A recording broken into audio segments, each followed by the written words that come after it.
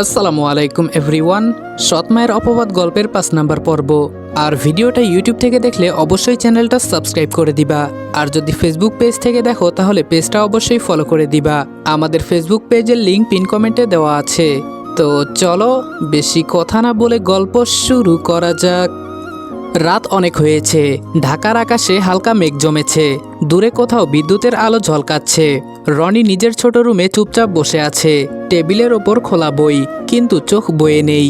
মনে বারবার ঘুরছে আজকের ঘটনাগুলো, নীলার কথা, লাইব্রেরির মুহূর্ত, আর রেস্টুরেন্টে রাকিবের চুপচাপ সাহায্য করা। সে আস্তে করে দীর্ঘশ্বাস ফেলল। মানুষ এত ভালো হয় কিভাবে? ঠিক তখন দরজায় টোকা পড়ল। রনি দরজা খুলতেই দেখে রাকিব দাঁড়িয়ে আছে, হাতে 2 কাপ চা। একটা কাপ রনির দিকে এগিয়ে দিতে দিতে রাকিব বলল, এই নে, এত রাত পর্যন্ত জেগে থাকলে চা লাগে। রনি কাপটা হাতে নিয়ে বলল, ধন্যবাদ। রাকিব রুমের ভেতরে ঢুকে বিছানায় বসে বলল, তুই আবার কি ভাবছিস এত? রনি কিছুক্ষণ চুপ থেকে বলল, কিছু না। রাকিব হেসে বলল, তোর কিছু না মানে অবশ্যই অনেক কিছু। রনি এবার নিচের দিকে তাকিয়ে ধীরে বলল, আমি আসলে অভ্যস্ত না এসবের সাথে।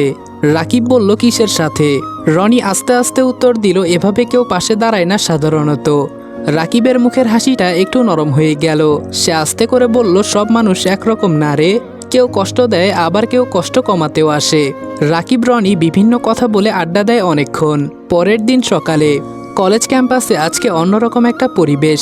সিনিয়রদের গতকালের ঘটনার কথা প্রায় সবার মুখে মুখে। ক্লাসে ঢুকতেই কয়েকজন ফিসফিস করে বলতে লাগলো, ওই যে রনি, ওই কালকে সিনিয়রদের সামনে দাঁড়িয়ে মুখের উপর জবাব দিয়েছিল। রনি এসব শুনেও কোনো প্রতিক্রিয়া দেখালো না। নিজের জায়গায় গিয়ে বসে বই বের করলো। নীলা আস্তে করে এসে তার সামনে দাঁড়ালো। আজকে এত চুপচাপ কেন? রনি তাকিয়ে বলল, আমি তো সবসময় চুপচাপ। নীলা ঠোঁট বাঁকিয়ে বলল, না, আজকে একটু বেশি। ঠিক তখন ওই ক্লাসে ঢুকলো সেই সিনিয়র ছেলেটা। সবাই মুহূর্তে চুপ হয়ে গেল। সে ধীরে ধীরে রনির সামনে এসে দাঁড়ালো। রাকিব ফিসফিস করে বলল, আবার কি শুরু করবে নাকি? কিন্তু সবাইকে অবাক করে দিয়ে ছেলেটা বলল, কালকে একটু বেশি হয়ে গেছে। পুরো ক্লাস স্তব্ধ। সিনিয়র আবার বলল, রাগের মাথায় যা করেছি ঠিক হয়নি। রনি শান্ত গলায় বলল, ঠিক আছে। ছেলেটা কয়েক সেকেন্ড তাকিয়ে থেকে চলে গেল। নীলা অবাক হয়ে বলল, এত সহজে মাফ করে দিল? রনি হালকা হাসল। রাগ ধরে রাখলে মাথা ভারী হয়। রাকিব সাথে সাথে বলল, এই জন্যই বলি তুই মানুষ না, তুই একটা সাধু। সবাই হেসে উঠল। অন্যদিকে ঢাকার সেই অন্ধকার গলি। রাসেলের দলের সাথে বসে আছে পাভেল। সামনে টেবিলে টাকা, সিগারেট আর কয়েকটা মোবাইল। রাসেল টাকা গুনতে গুনতে বলল, দেখেছিস, ঢাকায় টাকা কামাই করতে মাথা লাগে, ভয় না। পাভেল ঠোঁট বাঁকিয়ে বলল, গ্রামে থাকলে এত টাকা কোনোদিন দেখতাম না। রাসেল মুচকি হেসে বলল, তুই আমার সাথে থাক, আরও দেখবি। ঠিক তখন দলের আরেকজন দৌড়ে এসে বলল, ভাই সমস্যা হয়েছে। রাসেল বিরক্ত হয়ে বলল, কি হয়েছে? ছেলেটা হাঁপাতে হাঁপাতে বলল, কাল যে দোকান থেকে টাকা নিয়েছিলেন লোকটা থানায় গেছে। এক মুহূর্তে পরিবেশটা বদলে গেল। রাসেলের চোখ শুরু হয়ে গেল। পুলিশে গেছে? সাহস তো কম না। পাভেল প্রথমবারের মতো একটু অস্বস্তি অনুভব করলো। সে আস্তে করে বলল, এখন কি হবে? রাসেল ঠান্ডা গলায় বলল, যারা কথা শুনে না তাদের চুপ করাতে হয়। এই কথা শুনে পাভেলের বুকের ভেতরটা কেমন যেন কেঁপে উঠল। কিন্তু পরক্ষণেই নিজের মনকে শক্ত করল। কারণ এখানে মাত্র কয়েক ঘন্টায় যত টাকা ও পেয়েছে ততটা বাড়িতে থাকতে ও 1 মাসেও পেত না। বিকেলে কলেজ ছুটি হওয়ার পর নীলা, রাকিব আর রনি একসাথে বের হচ্ছিল।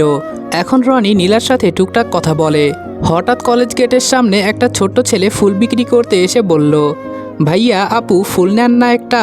রাকিব সাথে সাথে মজা করে বলল, ভাই জীবন বৃথা, কোনো গার্লফ্রেন্ড নাই, ফুল নিয়ে কাকে দিব? ছোট্ট ছেলেটা রনিকে বলল, নেন না ভাইয়া, সারাদিনে একটা ফুলও বিক্রি হয় নাই। রনি কিছুক্ষণ ছেলেটার দিকে তাকিয়ে থাকলো। হয়তো ছেলেটার মাঝে নিজের প্রতিচ্ছবি দেখতে পেল। তারপর পকেট থেকে টাকা বের করে পুরো ফুলের ঝুড়িটাই কিনে নিল। রাকিব, নীলা অবাক। ছেলেটা খুশিতে বলে উঠল, ভাইয়া, আল্লাহ আপনার ভালো করুক।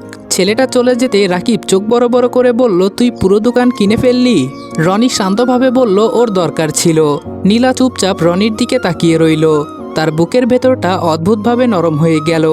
রনি হঠাৎ ফুলগুলো নীলার দিকে বাড়িয়ে দিয়ে বলল, এগুলো তুমি রাখো, আমার রুমে রাখলে শুকিয়ে যাবে। নীলা অবাক হয়ে ফুলগুলো হাতে নিল।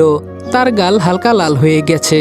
রনির কাছ থেকে ফুলের ঝুড়ি পেয়ে নীলার মনের মাঝে হাজারো প্রজাপতি উড়ে বেড়ানোর অনুভূতি হলো। রাকিবের ব্যাপারটাই খারাপ লাগলো, তবে ও কিছু বলল না। নিজের মনের সব খারাপ লাগা দূর করে নিজেকে স্বাভাবিক দেখানোর মিথ্যা অভিনয় করে নীলা ও রনির সাথে বাড়ির দিকে এগিয়ে যেতে লাগলো।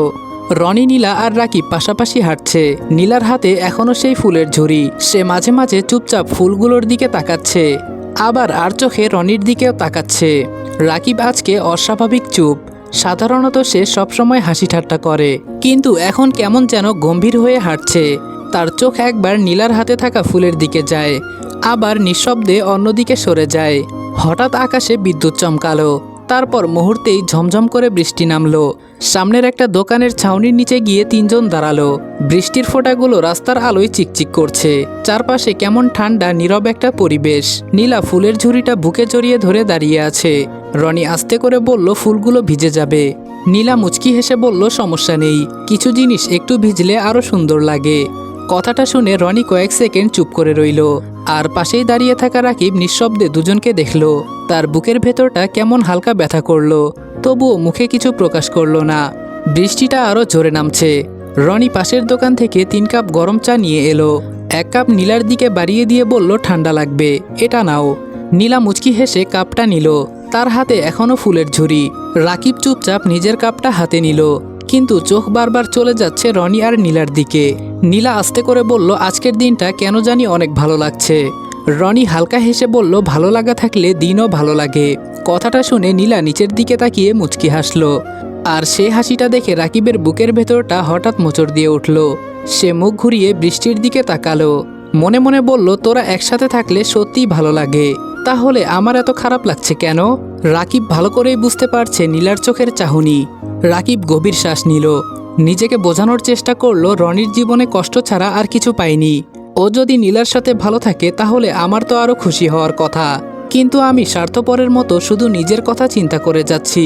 প্রাণপ্রিয় বন্ধুর জন্য যদি এইটুকু স্যাক্রিফাইস করতে না পারি তাহলে কিসের বন্ধু? কিন্তু মন কি এত সহজে মানে? হঠাৎ করে নীলা বলল, রাকিব তুমি এত চুপ কেন আজকে? রাকিব কয়েক সেকেন্ড চুপ থেকে হেসে বলল, ও কিছু না, বৃষ্টির দিনে মানুষ একটু দার্শনিক হয়ে যায়। রনি হেসে বলল, তুইও দার্শনিক আর তেলাপোকাও পাখি।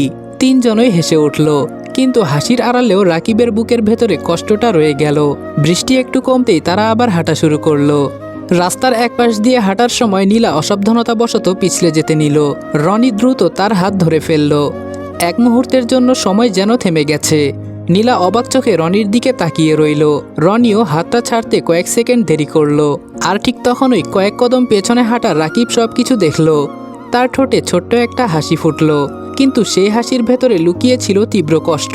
সে আস্তে করে চোখ নামিয়ে ফেলল আর আপন মনে হাঁটতে শুরু করলো। নীলা নিজের রুমে শুয়ে আছে। ফুলের ঝুড়িটার দিকে তাকিয়ে তার ঠোঁটের কোণে অজান্তেই হাসি ফুটে উঠল। সে আস্তে করে একটা ফুল হাতে নিয়ে ফিসফিস করলো, পাগল ছেলে। ঠিক তখনই দরজার বাহিরে নীলার মা আয়েশা বেগমের কণ্ঠ শোনা গেল। নীলা, ঘুমাসনি এখনো? নীলা তাড়াতাড়ি ফুলগুলো গুছিয়ে রেখে বলল, জি, এখনোই ঘুমাবো। আয়েশা বেগম ভেতরে এসে মেয়ের মুখের দিকে তাকিয়ে বলল, তোর মুখ এত লাল কেন? জ্বর আসছে নাকি? নীলা অপ্রস্তুত হয়ে বলল, না তো। আয়েশা বেগম সন্দেহের চোখে তাকালেও আর কিছু বলল না, কিন্তু বের হওয়ার সময় তার চোখ হঠাৎ টেবিলের ওপর রাখা ফুলগুলোর দিকে গেল। সে থেমে গিয়ে জিজ্ঞেস করলো, এই ফুল কোথা থেকে আসলো নীলা?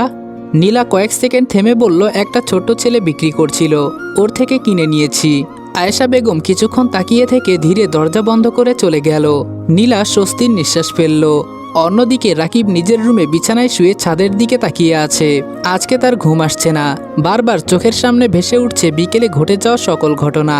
তার বুকের ভেতরটা হঠাৎ ভারী হয়ে উঠল, কিন্তু কয়েক মুহূর্ত পর সে উঠে বসে নিজেকে শক্ত করল আর বলল, না, আমি এমন কিছু করব না যাতে ওদের কষ্ট হয়। পরের দিন সকাল, আকাশটা এখনো মেঘলা। রনির চোখের সামনে ভেসে উঠছে বিকেলের সব দৃশ্য। নীলার ঠোঁটের মুচকি হাসি, ফুলগুলোকে বুকের সাথে আগলে রাখা, আর সবশেষে রাকিবের অদ্ভুত চুপচাপ হয়ে যাওয়া। হঠাৎ পেছন থেকে রাকিবের কণ্ঠ ভেসে এলো, এই যে কবি সাহেব, সকাল সকাল আকাশ দেখে কি প্রেমের কবিতা লিখছিস? রনি ঘুরে তাকিয়ে হালকা হেসে বলল, তুই ঘুমাসনি? রাকিব চোখ কসলাতে কসলাতে বলল, ঘুম আসছিল না। রনি কয়েক সেকেন্ড তাকিয়ে বলল, সব ঠিক আছে তো? রাকিব মুহূর্তের জন্য থেমে গিয়ে জোর করে হাসল, আরে হ্যাঁ, আমি আবার কি নিয়ে টেনশনে থাকবো? রনি বলল, রাকিব, মিথ্যা বলার চেষ্টা করিস না। কাল থেকে তোকে অস্বাভাবিক লাগছে। আমি তো তোর বন্ধু, তাই না? কোনো রকম সমস্যা হলে আমাকে বল। রাকিব হেসে জবাব দিল, আরে ধুর, আমার আবার কি হবে? কিছুই হয়নি। রনি কিছুক্ষণ ওর দিকে তাকিয়ে রইল। তার মনে হচ্ছিল রাকিব কিছু একটা লুকাচ্ছে, কিন্তু জোর করলো না। ঠিক তখনই নিচতলা থেকে রাকিবের মায়ের ডাক ভেসে এলো, তোরা এখনো নামিসনি? নাস্তা ঠান্ডা হয়ে যাচ্ছে। রাকিব দ্রুত উঠে দাঁড়িয়ে বলল, চল আগে খেয়ে নেই, পরে তোর দার্শনিক জেরা শুনবো। রনি হালকা হেসে মাথা নেড়ে ওর পেছনে পেছনে নিচে নামলো। ডাইনিং টেবিলে বসে আছে সবাই। রাকিবের মা নাস্তা দিতে দিতে বলল, রনি বাবা, তোর মুখ এত শুকনা লাগছে কেন? ঠিকমতো ঘুমাসনি নাকি? রনি ভদ্রভাবে বলল, জি আন্টি, ঘুম একটু কম হয়েছে। রাকিব সাথে সাথে বলে উঠল, ও রাত জেগে কবিতা লিখে। রনি বিরক্ত হয়ে বলল, চুপ কর তো। সবাই হেসে উঠল, কিন্তু হাসির মাঝেও রাকিবের চোখে একটা চাপা ক্লান্তি স্পষ্ট ছিল। আমেনা বেগম সেটা খেয়াল করলেন। তিনি বললেন, রাকিব, তুই ঠিক আছিস তো? রাকিব চমকে উঠে বলল, ঠিক আছি মা, আমার আবার কি হবে? ওদের খাবার খাওয়ার মধ্যে মাহবুব রহমান এসে খাবার টেবিলে বসতে বসতে বলল, রাকিবের মা, আমি তোমাকে কাল 3 লক্ষ টাকা দিয়েছিলাম রাখার জন্য, ওটা নিয়ে আসো তো। আমেনা বেগম খাবার প্লেট ওনার দিকে এগিয়ে দিয়ে বলল, আচ্ছা আপনি খাবার খান, আমি নিয়ে আসছি। আমিনা বেগম চলে যেতেই মাহবুব রহমান রনি ও রাকিবের দিকে তাকিয়ে বলল, কি খবর বাবারা, কেমন আছো তোমরা? দুজনেই একসাথে উত্তর দেয়, জি ভালো। মাহবুব রহমান আবার জিজ্ঞেস করে, তোমাদের পড়াশোনার কি খবর? কলেজ লাইফ কেমন চলছে? রনি উত্তর দিল, জি অনেক ভালো। মাহবুব রহমান রাকিবের দিকে তাকিয়ে বলল, কি ব্যাপার রাকিব, তোর কি মন খারাপ? আফরিন বলল, ভাইয়ার কি হয়েছে কে জানে, কালকে থেকে মুখ ফুলিয়ে বসে আছে। রাকিব আফরিনকে কিছু বলতে যাবে, তার আগে আমেনা বেগম সেখানে এসে বললেন, আপনি কি কাল সত্যি 3 লক্ষ টাকা দিয়েছিলেন? মাহবুব রহমান বলল, হ্যাঁ 3 লক্ষ টাকাই ছিল। আমি তোমাকে মিথ্যা বলতে যাব কেন? আমেনা বেগম টাকাগুলো মাহবুব রহমানের হাতে দিয়ে বলল, তাহলে এখানে 2.5 লাখ টাকা কেন? আমেনা বেগমের কথা শুনে ডাইনিং টেবিলের পরিবেশ মুহূর্তেই থমথমে হয়ে গেল। মাহবুব রহমান হাতের গ্লাসটা ধীরে টেবিলে রেখে বললেন, কি বললে? 2.5 লাখ? আমেনা বেগম টাকার বান্ডিলগুলো টেবিলের উপর রেখে বললেন, আপনি নিজেই গুনে দেখেন। আমি তো অবাক হয়ে গেছি। মাহবুব রহমান ভ্রুকুচকে এক এক করে টাকা গুনতে লাগলেন। পুরো টেবিল নিস্তব্ধ। কিছুক্ষণ পর তিনি গম্ভীর গলায় বললেন, ঠিকই বলেছ, 50,000 কম। আফরিনের মুখ হঠাৎ ছোট হয়ে গেল। এত টাকা হঠাৎ করে কোথায় যাবে? রাকিব বিরক্ত হয়ে বলল, মা তুমি অন্য কোথাও রাখনি তো? আমেনা বেগম মাথা নেড়ে বললেন, না, কাল রাতে নিজের হাতে আলমারির লকারে রেখেছি, সকালে বের করতে গিয়ে দেখি কম। রনি চুপচাপ বসে সব শুনছিল। তার চোখে মুখে কোনো প্রতিক্রিয়া নেই, কিন্তু বুকের ভেতরটা ধীরে ধীরে ভারী হয়ে উঠছে। ঠিক তখন রান্নাঘরের দিক থেকে কাজের মহিলা রহিমা খালা এগিয়ে এলো। হাতে তার ভেজা কাপড়, মুখে কৃত্রিম অবাক ভাব নিয়ে বলল, কি হয়েছে আপা, সবাই চুপচাপ কেন? আমেনা বেগম দীর্ঘশ্বাস ফেলে বললেন, টাকা কম পাওয়া যাচ্ছে। রহিমা খালা চোখ বড় করে বলল, হায় আল্লাহ, এ বাসায় আবার চুরি? এত বছর শুনলাম না 1 টাকা চুরি হয়েছে, আজকে হঠাৎ চুরি হবে কেন? কথাটা বলেই সে ধীরে ধীরে সবার মুখের দিকে তাকালো। তারপর খুব সূক্ষ্মভাবে চোখ গিয়ে থামলো রনির ওপর। রনি সেটা খেয়াল করলেও কিছু বলল না। তবে কি আবার তার উপর টাকা চুরির অপবাদ দেওয়া হবে? রহিমা খালা একটু ইতস্ত করে বলল, না মানে আমি তো কিছু জানি না, তবে কাল রাতে একটা জিনিস দেখেছিলাম। মাহবুব রহমান গম্ভীর গলায় বললেন, কি দেখেছ? রহিমা খালা নিচু স্বরে বলল, রাত অনেক হয়েছিল, আমি পানি খেতে উঠেছিলাম, তখন দেখি রনি বাবা উপরে করিডোরে হাঁটাহাঁটি করতেছিল। কথাটা শুনে টেবিলে হঠাৎ নীরবতা নেমে এলো। আমেনা বেগমও একটু থেমে গেলেন। রনি আস্তে করে মুখ তুলে বলল, আমি বারান্দায় দাঁড়িয়েছিলাম কারণ আমার ঘুম আসছিল না। রহিমা খালার সাথে সাথে বলল, আমি তো শুধু যা দেখেছি তাই কইলাম বাবা, এখন আবার টাকাও নাই, তাই একটু সন্দেহ হইতেছে আর কি। রাকিবের চোখ মুখ মুহূর্তেই শক্ত হয়ে গেল। ও বলল, 1 মিনিট। সে ধীরে চেয়ার থেকে উঠে দাঁড়িয়ে বলল, আপনি কি বলতে চাইতেছেন? রনি টাকা নিয়েছে?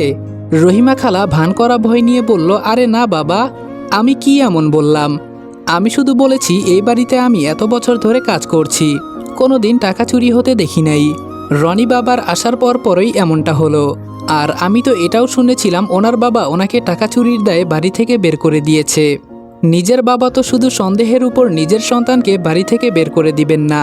রাকিব ঠান্ডা কিন্তু শক্ত গলায় বলল, রনিকে আমি যতদিন ধরে চিনি ও নিজের জিনিস ছাড়া অন্য কারো একটা টাকাও ছুবে না। রনি আস্তে করে বলল, থাক রাকিব, বলতে দে। কিন্তু তার কণ্ঠে চাপা কষ্ট স্পষ্ট ছিল। চোর শব্দটা সরাসরি কেউ বলেনি, তবুও সন্দেহের তীরটা ঠিকই তার দিকে ছুড়ে দেওয়া হয়েছে। রহিমা খালা আবার বলল, তাও একটু খুঁজে দেখলে ক্ষতি কি? আজকাল মানুষ চেনা বড় কঠিন। এইবার রাকিব সত্যি রেগে গেল। সে টেবিলে হাত চাপড়ে বলল, আপনি বারবার একই কথা কেন বলতেছেন? রহিমা খালা কেঁপে উঠল, আমি তো শুধু। রাকিব বলল, শুধু কি? যার কোনো পরিবার নাই, যার নিজের বলার মতো কিছু নাই, তার ওপর দোষ চাপানো সবচেয়ে সহজ, তাই না? কথাটা শুনে রনি অবাক হয়ে রাকিবের দিকে তাকালো। রাকিবের চোখে তখন চাপা রাগ, বন্ধুর জন্য সেই রাগ একদম স্পষ্ট। পরিস্থিতি সামাল দিতে আমিনা বেগম বললেন, আচ্ছা সবাই শান্ত হও, ঝগড়া করে তো টাকা পাওয়া যাবে না। তখন ওই আফরিন দ্বিধাভরা গলায় বলল, আমি একটা কথা বলবো। সবাই ওর দিকে তাকালো। আফরিন আস্তে করে বলল, আজকে সকালে আমি দেখেছিলাম রহিমা খালা নিজের ব্যাগটা খুব তাড়াহুড়ো করে লুকাচ্ছিল। আমি যেতেই উনি ভয় পেয়ে যায়। রহিমা খালার মুখ মুহূর্তেই ফ্যাকাশে হয়ে গেল। কি সব উল্টাপাল্টা কথা কও? আফরিন এবারও বলল, আমি মিথ্যা বলছি না। রাকিব ধীরে ধীরে রহিমা খালার দিকে তাকালো। তার চোখ সরু হয়ে এলো। তাহলে ব্যাগটা দেখাতে সমস্যা কোথায়? রহিমা খালা এবার সত্যিই ঘাবড়ে গেল। তিনি বললেন, আমার ব্যাগে কিছু নেই। মাহবুব রহমান কঠিন গলায় বললেন, তাহলে নিয়ে আসো ব্যাগটা। রহিমা খালা কিছুক্ষণ স্থির দাঁড়িয়ে রইল। তার কপাল দিয়ে ছোট ছোট ঘামের ফোঁটা গড়িয়ে পড়ছে। সে কিছুটা তোতলাতে লাগলো। আমি এই বাসায় এত বছর কাম করছি, আপনারা আমাকে সন্দেহ করতেছেন? আর ওই দিনের ছেলের জন্য রাকিব বাবা আমার সাথে তর্ক করলো। মাহবুব রহমান ঠান্ডা গলায় বললেন, সন্দেহ তুমি শুরু করেছো, এখন ব্যাগ দেখাতে সমস্যা কোথায়? রহিমা খালার চোখে এবার স্পষ্ট ভয় দেখা গেল। রনি চুপচাপ সব দেখছিল। হঠাৎ তার মনে পড়ে পুরনো সব স্মৃতি। 10,000 টাকা চুরির দায়ে তার বাবা তাকে অমানুষের মতো মেরেছিল। এখানেও যদি তার উপরে দায় আসে তাহলে তার কি হবে? তো গাইস, সৎ মায়ের অপবাদ গল্পের এই পার্টটা এখানে সমাপ্ত করা হলো। তো তোমরা যদি নেক্সট পার্ট চাও তাহলে এই ভিডিওতে 5,000 লাইক আর 500 কমেন্ট করে দিও। তাহলে বুঝবো তোমরা গল্পের প্রতি অনেক ভালোবাসা দেখাচ্ছ আর গল্পটা তোমরা চাচ্ছ। তো তোমরা যদি গল্পটা সত্যি এনজয় করে থাকো, গল্পটা যদি তোমাদের পছন্দের হয়, তাহলে তোমরা মিশনটা কমপ্লিট করে দিও। আর চ্যানেলে যারা নতুন আছো তারা এখনই চ্যানেলটা সাবস্ক্রাইব করে বেল আইকনটি প্রেস করে দিও। আমরা শুধু তোমাদের জন্য এই কষ্টটুকু করি, তো তোমরা আমাদেরকে ভালোবেসে এইটুকু তো করতেই পারো। আর গল্প নিয়ে তোমাদের যা যা মতামত আছে সেটাও কমেন্ট করে জানাতে পারো। গল্পের কোন পার্টটা সবচেয়ে বেশি ভালো লাগছে ওইটাও তোমরা কমেন্ট করতে পারো। তো দেখা হচ্ছে নেক্সট ভিডিওতে। ততক্ষণ পর্যন্ত সবাই ভালো থাকবা, সুস্থ থাকবা। খোদা হাফেজ।